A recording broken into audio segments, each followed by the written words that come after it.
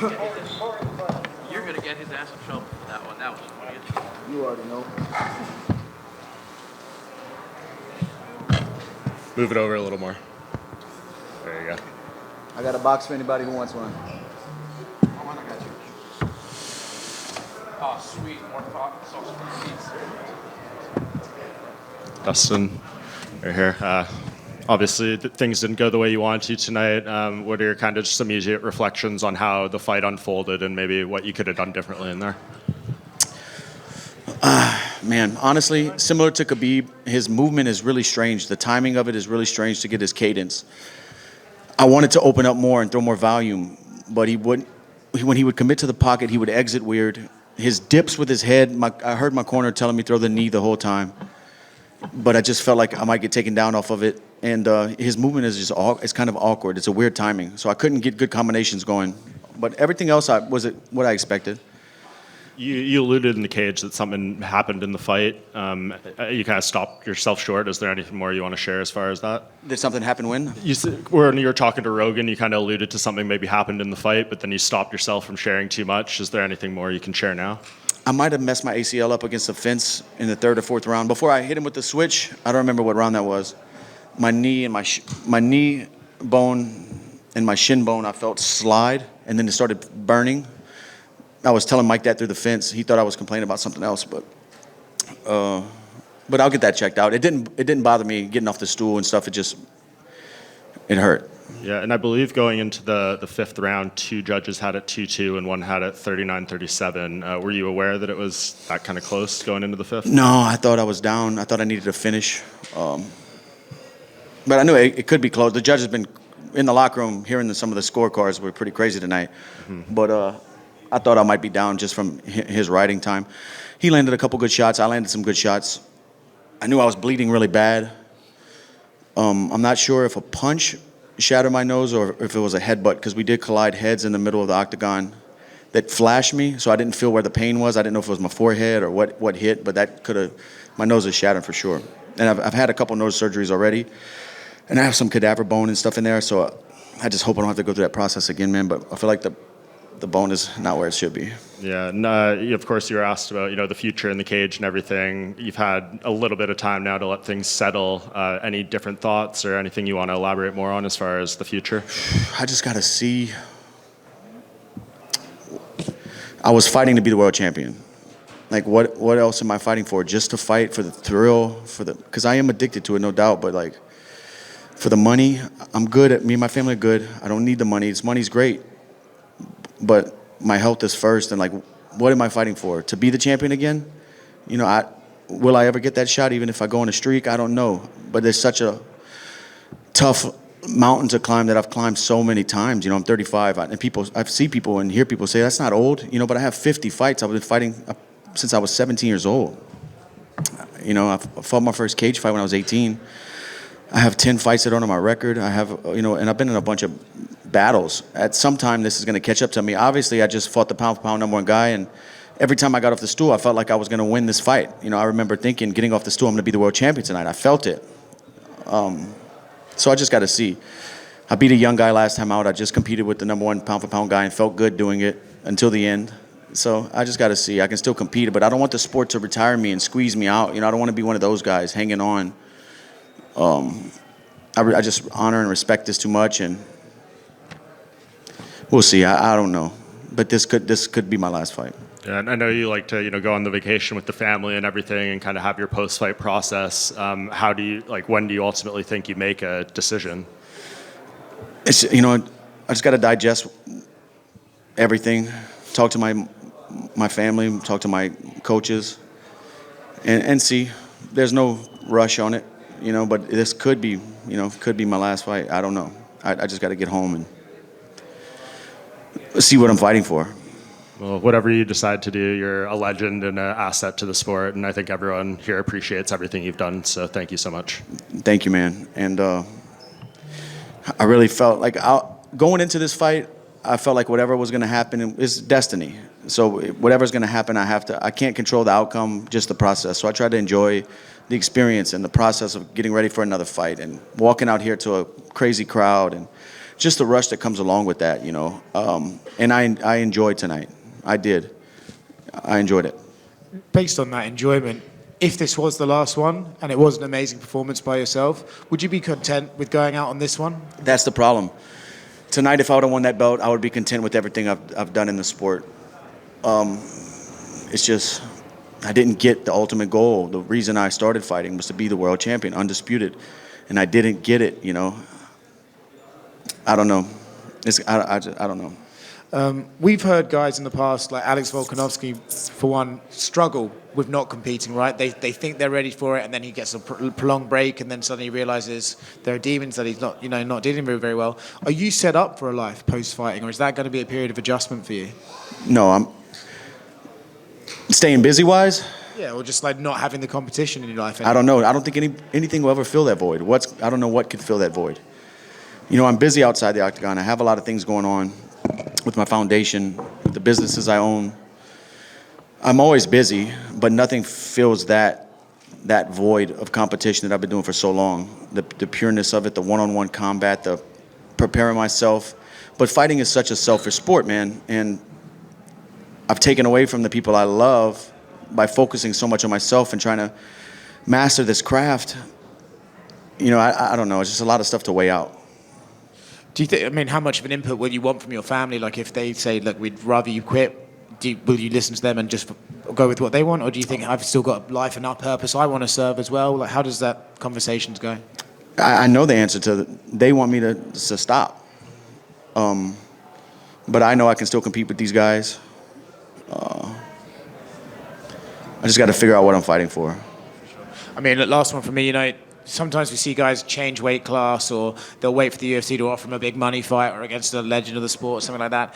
If there was anything that you think like, okay, like I'll do these one-off special fights, or do you need a purpose of like, no, if I'm going to keep doing this, then I'm setting a goal, I'm going for that? Yeah, it would have to be a goal, something that's hard to get, not like a big money fight and stuff like that. It has to be a goal. And switching weight, like, dude, I make 155 no problem. You know. Dustin. If this is the last one, I just want to say thank you for a great career, man. Thank you so much, man. It's been brought up that you tend to learn from your losses. You take away something from it. Not this one, but from it seems obviously you did a hell of a lot better against Islam than you did against Khabib. What did you learn from the Khabib fight that you think you were able to do excellent well, in the takedown defense and the wrestling gear? Honestly, Islam, the things I learned against Khabib that I've never felt before, Islam did a lot of that and got me down with it, with the foot sweeps, with the balance, him switching where I needed to post to stay up. Those guys are good, man. They're good, and they have an understanding of weight distribution and where you need to be. He swept my foot a few times. And I brought that into this fight, and I still got taken down with that stuff. On a perhaps maybe not quite so bitter note, because it's not this, but this is an older fight. Did you perhaps learn something from, say, another loss, maybe like the Chan Sung Jung fight? Many, many years ago, it was a close fight. He ended up winning with the Darce. That was years ago in the WEC. Did you ever learn anything from that? That was 12 years ago. Yeah, I learned that I can climb back. I learned that I can count on myself to rise up again and put together a win streak. And I know that about myself. I can do it again. But do I want to go down that road? Because it's a tough road, man. And last question for me. You had a lot of success, it seemed, with body shots. Were you surprised it didn't really seem to faze him quite as much as you were hoping for, maybe? Only good body shot I landed in the open was a right hook to the body. Against the fence, I was ripping his body, but they weren't thudding like they needed to really hit those organs. They might have sounded good, but they weren't thudding. The one in the open was a good shot. But also, I'm throwing right hands to his left side. I need to be touching the liver, Just in the front, right here. You talk a lot about mentally wanting to be back in these fights and everything like that, and the mental toll it takes. But physically, are these wars starting to catch up to you on this, or do you feel as fresh as you did, say 5-6 years ago? I think age. I mean, in training camp wise, I still feel the same I felt when I'm healthy and fighting out here, because my body's healed up. But training camps definitely, I can't do 2-3 a days hard. I have to do one live day, one technique day. You know, one day just focus on techniques. One day I can go live. Like I can't do live days where I'm doing 2 a days like I used to. I used to be able to do that no problem. Now I carry like the bumps and bruises from training camp a lot longer. And they showed you talking to him in there, and at one point you guys went forehead to forehead at the end of one of the rounds. What were you saying to each other between rounds? I don't remember. I was just telling him he's the champ. You know, congrats. You earned this. You're the best in the world. It also showed you talking. It looked like you were talking to DC and Rogan at one point when you were against the fence. Do you remember what you were saying to them? Yeah, I was telling him, man, this guy wants to grapple. He don't want to fight. He don't want to fight. That's what I was telling him. I was trying to elbow him. He didn't want to, but he wanted to fight, but he was just trying to slow it down too much. I wanted to brawl with him. Last one for me on that. We saw you and Habib kind of hug it out too in both the octagon and back here. What words did he have to say for you? I think he said I'm a legend. I'm a great fighter. They have a lot of respect for me. And I have a lot of respect for those guys too. You know, Habib helped me out with my foundation when we had a big goal, our first huge goal, and we swapped shirts, and we ended up raising a lot of money to buy land and build water wells for the Pygmy people in Uganda. So that was like the first huge goal we ever accomplished. And without Habib and Dana White matching what Habib donated, that would have never happened. Dustin, what flavors we got on the table with the hot sauce? We got the Creole Maple, the KO, and the original, the OG. I got a box for you if you want to test them out. Maybe. I appreciate it. Dana White was in here talking about they have a BMF in the works. You fought the winner twice, 2-0 on him. Is that something that spices your life up? I don't know, man. I don't know. We got to see. Max is a tough dude, man. I'm a big fan. Got a lot of respect for him as well. He's a good dude. And finally, sorry, Nolan. What are your thoughts later this month, McGregor, Chandler? If Conor comes back anywhere similar to what he was before the injury, I'm talking timing-wise, his rhythm, I think he knocks Chandler out. Obviously, I fought them both. I fought Conor 3 times. The way Chandler covers distance with big movements, against a sniper like Conor, you're going to run into something big, and you can't take those shots. You know, Chandler's had a long career. He's been hurt a lot. I'm not saying he's chinny, but I'm saying you can't cover distance with a sniper like Conor. If he's like he was, he's going to knock Chandler out. Dustin, right here. At the press conference today, the face-off, there was a bit of an exchange with you and Islam, and I know you apologized to him the next day. I guess what in a sport where getting inside your opponent's head at all costs is kind of part of the game, why did you feel the need to kind of to break that and make sure you guys were cool going into the fight? No, we didn't have to be cool. I just wanted him to know man to man I would never speak about his family. I called him motherfucker at the press conference. Like didn't plan to call him that. It was just he was in my face saying he was gonna do what he did, and I just said it. And apparently in Dagestan, they take the literal meaning of motherfucker. And I would never, that's not in my heart to speak about somebody's family. I don't know this guy's family. I wish him and his family the best. You know, I just wanted to tell him that, like, hey, it just got lost in translation. I would never speak about your family. But Dustin, sir, over here.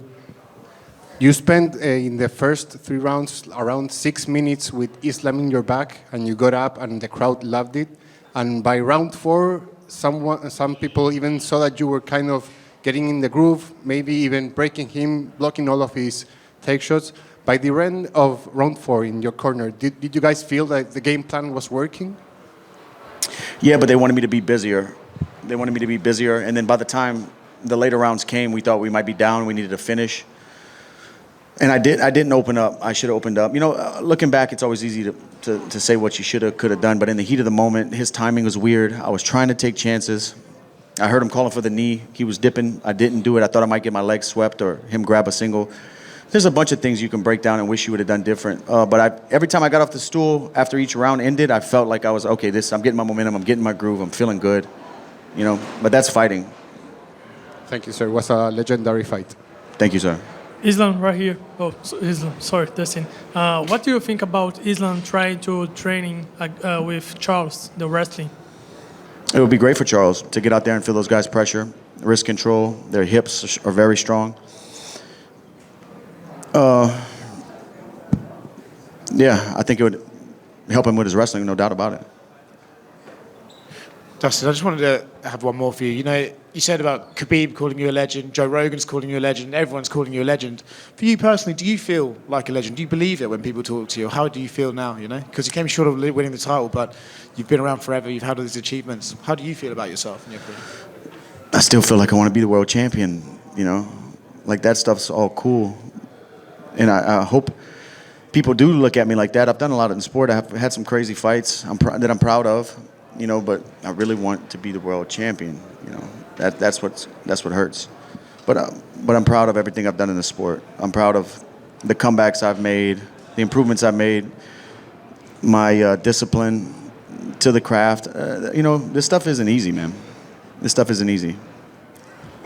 Dustin, back here. With that being said, and you've acknowledging that this could be it, I know this is what you do, but if you elected to get back into the octagon, just how tough would that be to mentally lock back in when you start to think, okay, this could be the end of the road? I mean, I just did it preparing for this fight. When this fight came around, I was like, okay. Because when I fought in Miami at 299, I kind of thought, like, you know, this could be this could be the end. But I still feel good in there. That's the problem. Preparing, like if I decide to fight, preparing is that's when I feel normal. That's when everything in my life feels normal because I've been doing it so long. It's the opposite side of that. Not preparing is what scares me.